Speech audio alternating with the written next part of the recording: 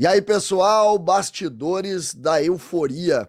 A vitória do Grêmio e situações que poucos sabiam e que revelam também o nível atual das lideranças do Grêmio. Nós vamos falar sobre isso, porque de fato é preciso comentar como funciona ou como funcionou o bastidor antes mesmo dessa decisão. O Grêmio avança e avança com muita força para a fase quartas de final da Copa do Brasil. César Cidade Dias falando de Grêmio aqui no YouTube, papo de gremista para gremista. Mas agora o recado é da Mais Ágil, para você que está precisando viajar, comprar alguma coisa, está precisando de uma grana extra, tem a Mais Ágil. FGTS parado? Deu para ele. Você tem na Mais Ágil uma solução na descrição do vídeo, o WhatsApp da Mais Ágil, para você conversar com eles e sem burocracia, em menos de 24 horas, ter esse dinheiro na sua conta. Mais Ágil é a solução, fale com eles e tenha esse dinheiro na sua conta. Gente, primeiro tempo do Grêmio, um Grêmio que se preocupou em defender, um Grêmio que teve em Soares o único atacante, mas que tentou com Bitelo, que tentou com o Cuiabano. E no segundo tempo, uma substituição. O Grêmio já vencia o jogo. E Renato tirou o Soares.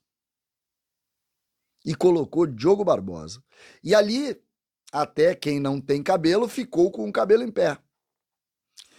Porque muitas vezes nós não temos noção do bastidor. Ninguém consegue ler o bastidor, a não ser quem está muito dentro desse processo.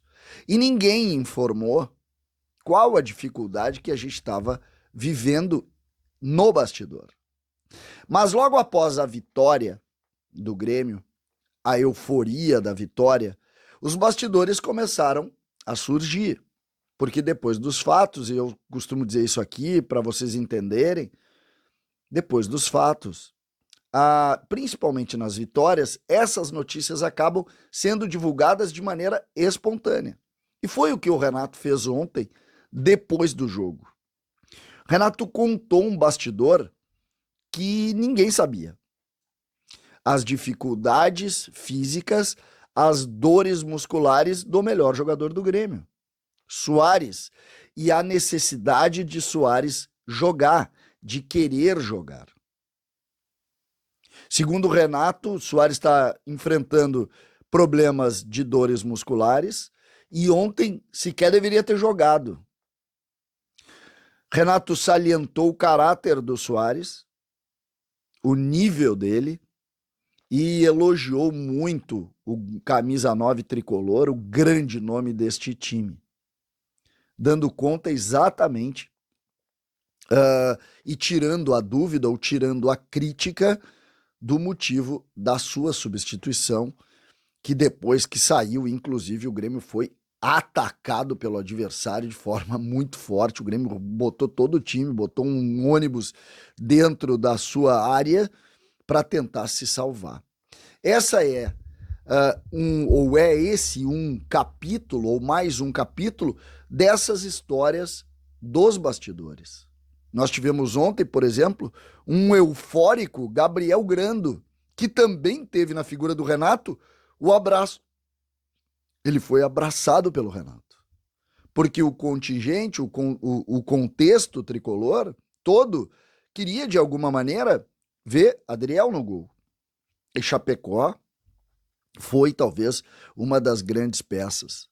Da mesma maneira, Renato ainda brincou com o que todos também, de alguma maneira, esperavam no intervalo. O Grenal e a expulsão de Kahneman indicava também uma preocupação com relação ao segundo tempo, porque Kahneman tomou um cartão amarelo muito cedo. E Renato disse, brincando, eu não posso fazer isso. Só que eu tenho que ficar com o coração na mão, porque eu não sei se ele vai terminar o jogo. Então, é um custo-benefício que Renato comprou. E aí volta a linha do bastidor. Kahneman é um jogador que contagia todo mundo. Todo time é contagiado por este Walter Kahneman, que tem dificuldades, muitas vezes, ontem errou passe perto da área, aquele negócio. Só que ele bota o coração na ponta da chuteira e joga. E joga a morrer. E quando um jogador joga a morrer, como o Kahneman joga, contagia todo mundo. E quando um jogador joga com muitas dores musculares e não faz, e sai brabo ainda, mas se dedica e decide, porque quem decidiu esse confronto com o Cruzeiro foi o Soares. Ele decidiu o jogo em Porto Alegre, fazendo um golaço, e lá é dele a jogada que origina o gol do Vijaçante também, preciso referir, Vijaçante, jogando demais Vijaçante, demais, fez um grande jogo mais uma vez, e fez o gol da vitória do Grêmio, sendo o box to box que todos esperavam. Os bastidores têm ainda um desabafo dos dirigentes ali, o Eduardo Picão mostrou essa imagem ontem na live, vale a pena ver, logo que acaba o jogo, vai ali, procura na live, um aliviado Paulo Calef, que passou por crises, né? Passou por crises aí nos últimos tempos, mas que de alguma maneira se viu ontem tranquilo, né? Todos os dirigentes lá, o Calef, o Brum e também o Guerra, lá todos juntos, unidos, sem nenhum tipo de conflito, que foi o que de alguma maneira acabou gerando aí nos últimos meses aí algum tipo de dificuldade. Essas relações dos bastidores é que indicam que, além da vitória do Grêmio, o Grêmio sai forte disso, porque identifica lideranças, porque alivia o ambiente, porque vê também crescimento técnico de algumas peças que sequer faziam parte do time, e aí a gente cita o Cuiabano, que ontem tomou xingão de todo mundo, teve um contra-ataque que se ele dá no Soares, o Soares cai na cara do gol, ele não deu, tomou uma dura, saiu morto de cansado, porque lutou feito um maluco, e ele é um jogador que ganhou espaço no Grêmio, e é mais um jogador das categorias de base. Os dois meia atacantes ontem, o Bitelo pela direita e o Cuiabano, são meninos da base. São jovens da base. Então também a gente tem que terminar com isso. Chapecó é da base. E a gente, de alguma maneira, tem umas verdades assim. Essa verdade não dá mais para colocar no colo do Renato, não. Ontem ele tirou o Cristaldo e botou o Cuiabano para jogar. Porque ele botou gente com saúde para jogar. E futebol é saúde. E ontem o Grêmio correu. Esqueçam aquele ano de 2021, quando tu tinha um bando de gordinho que não andava. Agora, esse time anda. O Renato entendeu a necessidade e o time dele corre. E isso é fundamental para tu ganhar os jogos. Teu time tem que correr. Quando não corre, não ganha. Futebol é assim. César Cidade Dias, feliz da vida, falando de Grêmio aqui no YouTube.